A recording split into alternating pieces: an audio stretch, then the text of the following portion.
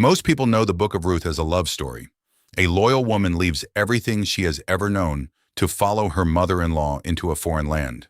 A kind and wealthy man notices her in a field. They marry. The end. It is one of the most beloved stories in all of Scripture, preached at weddings, quoted in vows, held up as the model of devotion and romance. And it is all of that. But there is one Hebrew word woven through this book 4 times that ancient readers would have caught immediately, and that modern readers almost entirely miss. It is not a word about romance. It is not a word about feelings or attraction, or even loyalty in the way we typically use that word.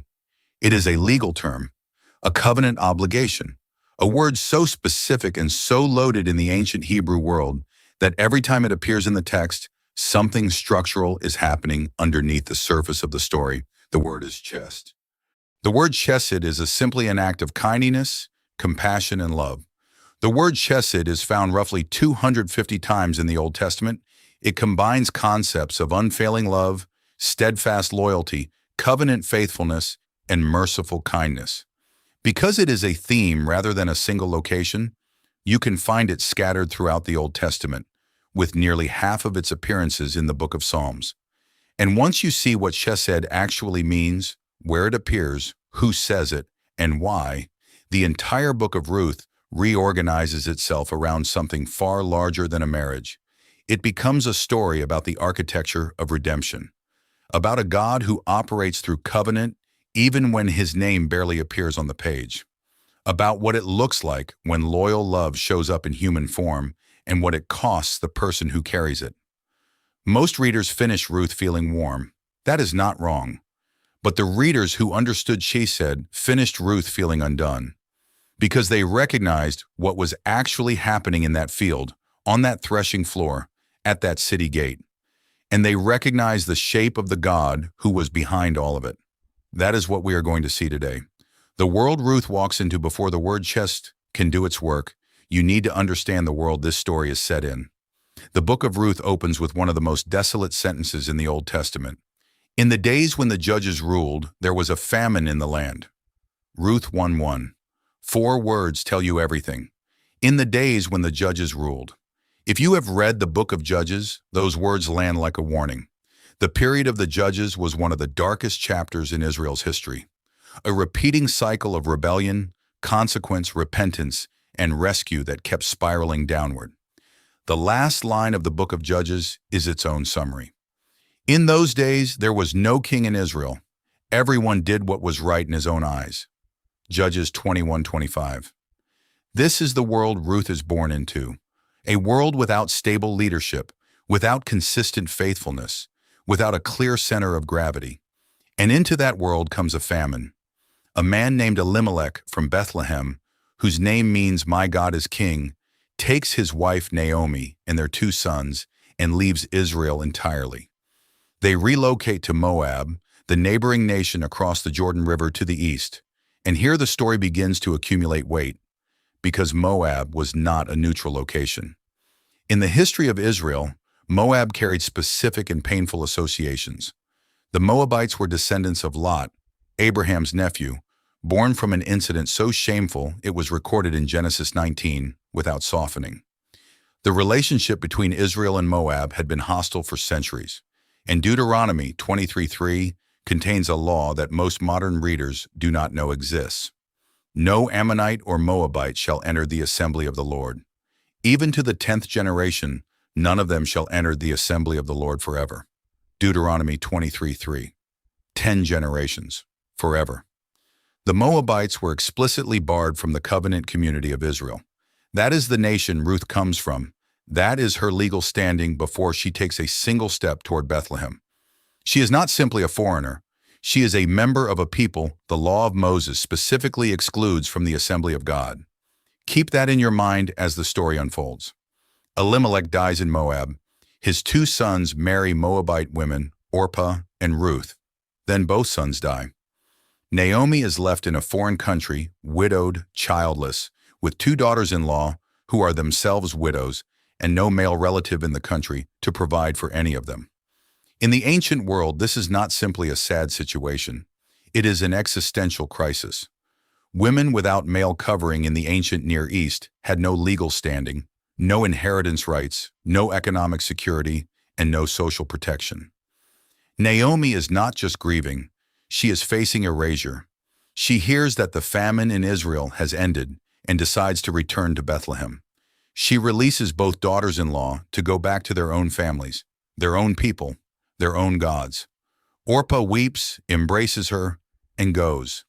And then Ruth says something that people have been quoting for 3,000 years, without always understanding the full weight of what she is choosing.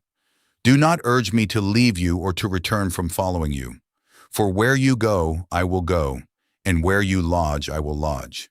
Your people shall be my people, and your God my God. Where you die, I will die, and there will I be buried. Ruth 1:16-17. This is the moment everyone remembers. But what most people do not stop to notice is what Ruth is actually giving up. She is not simply leaving her homeland. She is leaving her legal safety net. She is attaching herself to a woman who, by her own admission, has nothing left to offer.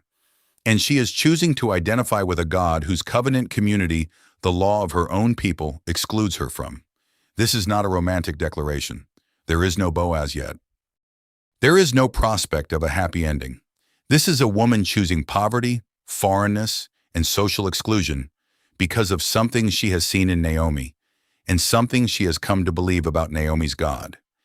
And it is here, in verse 8, that the word appears for the first time, chesed, the first appearance. Before Ruth makes her declaration, before the famous words about where you go, I will go, Naomi says something to both of her daughters-in-law, something that contains the key to the entire book. The Lord deal kindly with you, as you have dealt with the dead and with me. Ruth 1:8. The word translated kindly in most English versions is chesed, and the translation kindly, while not wrong, does not carry nearly enough weight.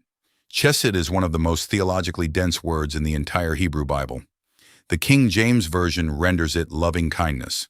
Other translations use steadfast love, faithful love, loyal love, mercy, or covenant loyalty. Each translation captures one facet of the word. None of them captures all of it. Here is what chesed actually contains. Chesed describes a love that is not based on emotion alone. It is a love that operates inside a commitment. It is the kind of love that shows up not because the feeling demands it, but because the covenant demands it. And crucially, chesed almost always flows towards someone who cannot repay it. It moves from the one who has capacity toward the one who has need. It is loyal love with its sleeves rolled up. The word appears 250 times in the Old Testament. Of those appearances, the vast majority describe God's love for his people. Chesed is the word behind one of the most repeated phrases in the Psalms. His steadfast love endures forever. Psalm 136 repeats that phrase 26 times in 26 consecutive verses. Every verse, his chesed endures forever. When Naomi prays that God would show chesed to her daughters-in-law, she is not just asking God to be nice to them. She is invoking the deepest word in the Hebrew vocabulary for covenant faithfulness. She is asking God to show them the kind of love that does not depend on what they deserve or what they can offer in return. She is asking for the love that costs the giver something and gives the receiver everything. And then she tells them to go home, because she has nothing left to give them. Orpah goes, Ruth stays. And by staying, Ruth herself becomes an embodiment of the very word Naomi just prayed over her. The Goel, a system. Most readers have never heard of. To understand what happens next, you need to understand a piece of Israelite law that most modern readers have never encountered. Because the rest of the story operates entirely within this legal framework, and without it, the ending looks like a coincidence. With it, it looks like architecture. Leviticus 25 describes a system designed to prevent permanent poverty and permanent loss inside the covenant community of Israel. The system was built around a figure called the Goel. The Hebrew word Goel is translated kinsman-redeemer in most English Bibles. The root of the word means to buy back, to reclaim, to restore to its original state. Here is how the system worked. If an Israelite fell into poverty and was forced to sell his land, his nearest male relative, his Goel, had the right and the responsibility to buy that land back and keep it in the family. If a man died without sons, leaving his wife without provision, his nearest male relative could marry the widow, and the first son born from that union would carry the dead man's name and inherit his property. The line would continue. The family would not be erased. Deuteronomy 25:5-10 outlines the specific obligations of this role. The goal was not a romantic figure.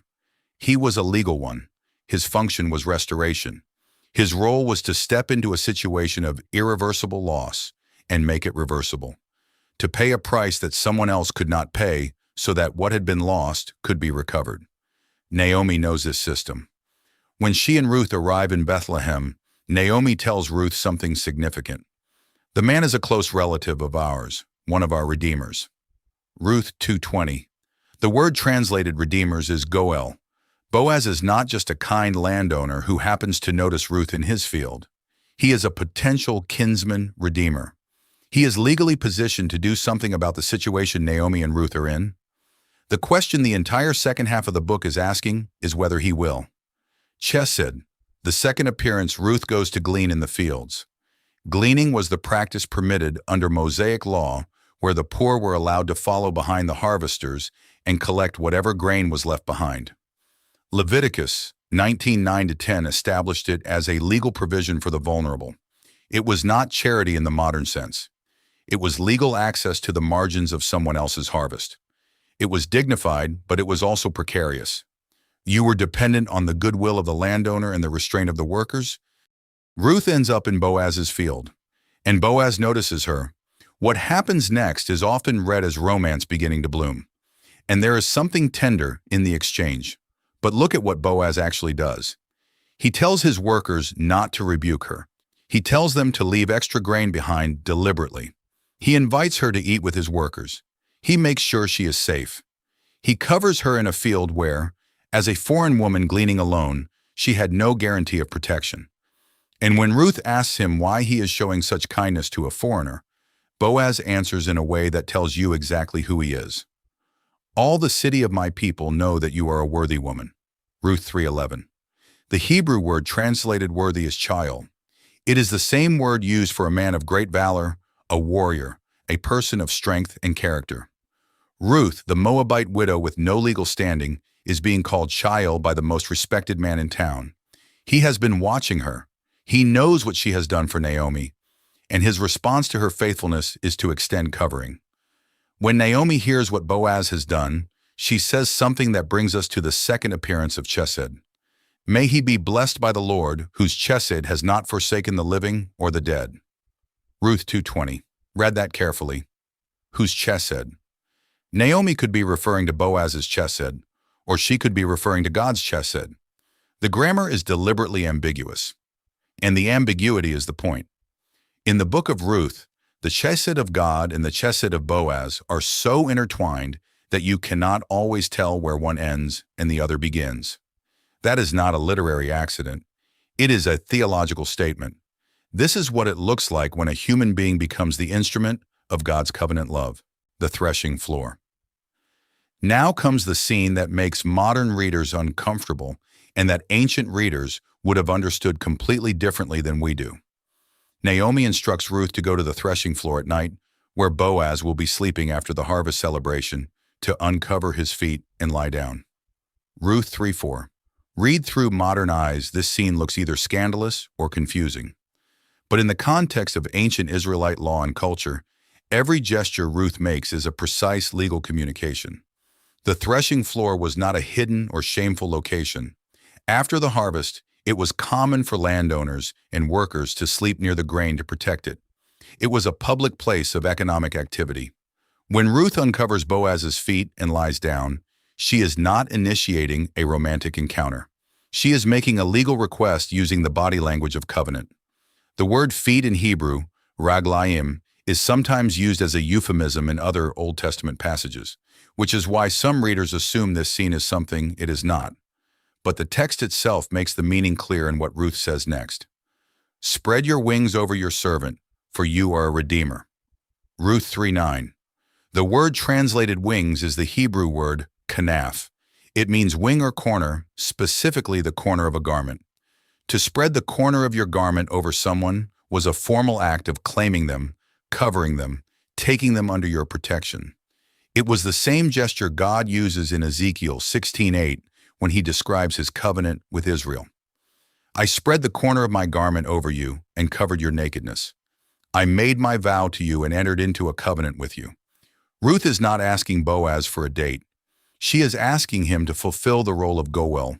She is asking him to cover her the way a kinsman-redeemer covers, the way God covers, with a kind of love that is a commitment, not just a feeling. With chesed. And Boaz's response is immediate and unambiguous. May you be blessed by the Lord, my daughter. You have made this last chesed greater than the first. Ruth 3:10. The third appearance of chesed. And Boaz is using it to describe Ruth. He is saying that what she is doing right now, coming to him as a kinsman-redeemer rather than chasing younger men, is itself an act of chesed. She is not just receiving covenant love. She has become a carrier of it. The Moabite woman who had no legal standing in Israel is now being praised by the most honorable man in Bethlehem for the quality of her covenant faithfulness. Quick word before we continue. If this kind of study in the original languages is opening the scriptures for you in a new way, consider becoming a channel member. That support is what makes it possible to keep producing this work week after week. And to those of you who are already members, thank you. You are part of every script we write. The city gate. There is one more obstacle. Boaz is a kinsman-redeemer, but he is not the closest one. There is another man who is a nearer relative and who has first right of refusal under the law. Boaz cannot simply act. He has to go through the legal process. Ruth 4 describes what happens at the city gate. The city gate in ancient Israel was not simply an entrance. It was the courthouse, the marketplace, and the center of civic life all at once. Legal transactions, contracts, witnesses, judgments, all of it happened at the gate. When Boaz goes there, he is not having a casual conversation. He is initiating a formal legal proceeding. He gathers 10 elders as witnesses. He presents the situation to the nearer kinsman-redeemer. The man initially agrees to redeem Naomi's land, but then Boaz adds the full weight of the obligation. To acquire the land, he must also take Ruth the Moabite as his wife and raise up the name of the dead man on his inheritance. And the man declines. I cannot redeem it for myself, lest I impair my own inheritance. Take my right of redemption yourself. Ruth 4:6. His refusal is not presented as wickedness. It is presented as practicality. He has his own inheritance to protect. He counts the cost of chesed and decides it is too high. He is not the goal this story needs. And then comes a moment so ritually specific that it would have been immediately recognizable to every Israelite reader. Now this was the custom in former times in Israel concerning redeeming and exchanging. To confirm a transaction, the one drew off his sandal and gave it to the other. And this was the manner of attesting in Israel. Ruth 4:7. The sandal ceremony. The man removes his sandal and gives it to Boaz. The transaction is confirmed. Boaz is now the goal. He acquires the land. He takes Ruth as his wife. And in the presence of all the witnesses at the gate, he makes his declaration. Also Ruth the Moabite, the widow of Mahlon, I have bought to be my wife, to perpetuate the name of the dead in his inheritance, that the name of the dead may not be cut off from among his brothers and from the gate of his native place. Ruth 4:10. Notice what Boaz does not say.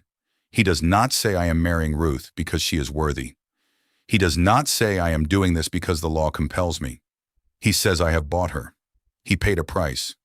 He took on the full weight of the obligation when someone else stepped back from it. He chose chesed when a legal exit was available to him. Chesed, the fourth and final appearance. The women of Bethlehem gather around Naomi when Ruth gives birth to a son, and they say something that brings the word chesed to its final and most complete expression in this book.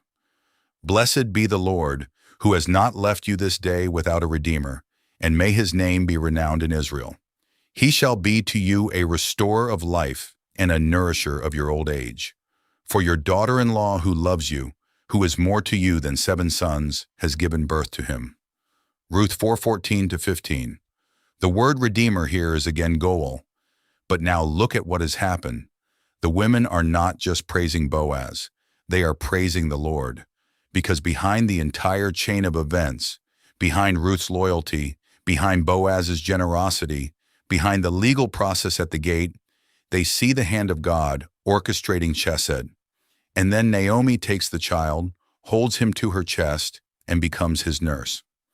The woman who came back to Bethlehem calling herself Mara, which means bitter, the woman who said the Lord had dealt bitterly with her and brought her back empty, is holding a grandson she thought she would never have. The child's name is Obed. Obed will become the father of Jesse. Jesse will become the father of David. And from the line of David will come, 1,000 years later, the one the Gospels call the Son of David, the one the angel tells Mary will be given the throne of his father David, the one John the Baptist points to and says, "Behold, the Lamb of God who takes away the sin of the world." Ruth, the Moabite woman explicitly excluded from the assembly of the Lord by Deuteronomy 23, is in the direct ancestral line of Jesus Christ.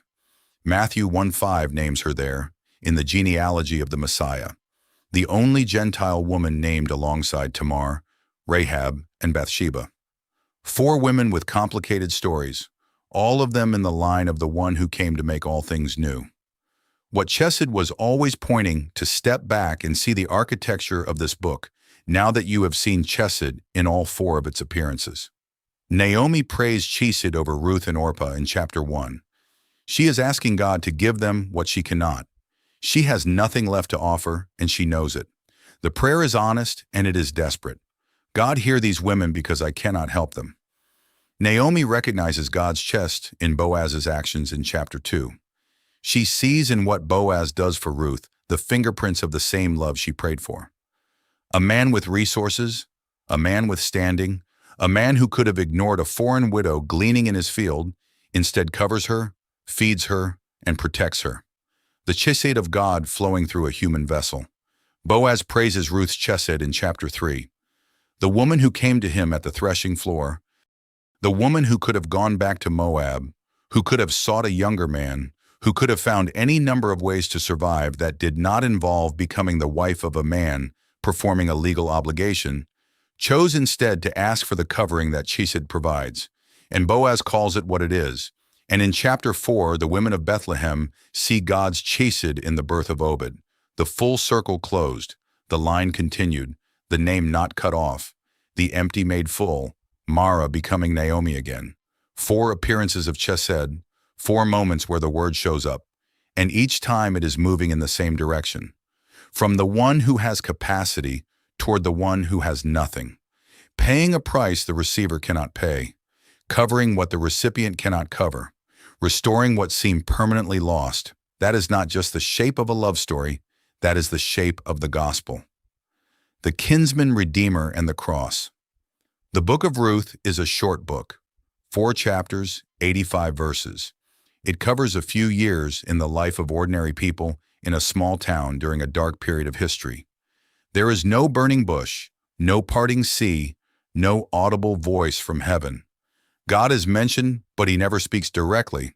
He works entirely through human chesed, through a woman's loyalty, and a man's willingness to pay a price he did not have to pay. And that is precisely what makes it one of the most theologically precise books in the Old Testament, because the picture it draws is exact. A people with no standing before God, excluded from the covenant community by the law, unable to redeem themselves, in need of a goal who will step in and pay a price they cannot pay. A redeemer who looks at the cost and does not step back, who takes on the full weight of the obligation not because the law forces him to, but because chesed moves him toward the one who has nothing. The nearer kinsman-redeemer in Ruth 4 is not a villain. He is just a man who counted the cost and decided he could not afford it. He had his own inheritance to protect, and so he removed his sandal, made it legal, and stepped away. He was willing to be a redeemer only when redemption was convenient. Jesus was not that redeemer. He looked at the full cost, the cross, the separation from the Father, the bearing of what he did not earn, the weight of everything that stood against every person who would ever believe, and he did not step back. He paid what no one else could pay. He covered what no one else could cover. He spread the corner of his garment over people who had no legal claim on him, who were in many ways further outside the covenant community than Ruth ever was. And he did it as an act of chesed, not because the feeling demanded it, because the love that is also a commitment, the love that is also an oath, the love that moves from the one who has everything toward the one who has nothing, moved him toward the cross. The book of Ruth ends with a genealogy. It begins in grief and ends with a name added to a list. That name, Obed, connects a Moabite widow to the throne of David, and the throne of David to the manger in Bethlehem. The chain of chesed that started in a field in Moab, when one woman refused to leave another woman alone in the dark, runs all the way to the cross and beyond it. What Ruth asks of you. There is a kind of love this story is describing that most people find difficult, not because they do not want it, because they underestimate what it costs. Chesed is not the love that shows up when it is easy. It is not the loyalty that stays until something better comes along. It is not the kindness that operates within comfortable limits. Chesed is the love that counts the cost and pays it anyway. The love that spreads its wings over the person who has nothing to offer in return. Ruth did it for Naomi when Naomi had nothing left. Boaz did it for Ruth when the law gave him a way out. And underneath both of those human expressions of chesed, the book of Ruth is quietly making a claim about the God who put the whole story in motion. He is the one who is more faithful than Boaz, more loyal than Ruth, the one whose chesed, as Psalm 136 says 26 times, endures forever. Not until the situation resolves, not until the harvest comes in, forever. Even in the days when the judges ruled and everyone did what was right in their own eyes. Even when the famine comes and the men die and the road back to Bethlehem looks like it leads nowhere. Even then, his chesed endures. You may be in a season right now that looks like Naomi's return. You came back with less than you left with. You are not sure what the story is building toward. You cannot see the field or the kinsman or the child who is coming. All you can see is the empty road and the sound of your own footsteps.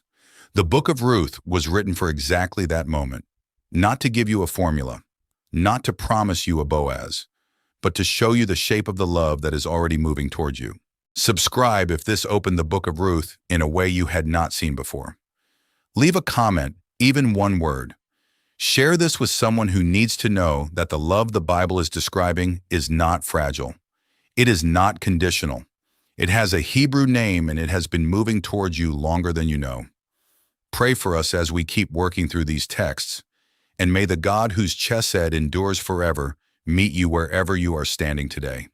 God bless you.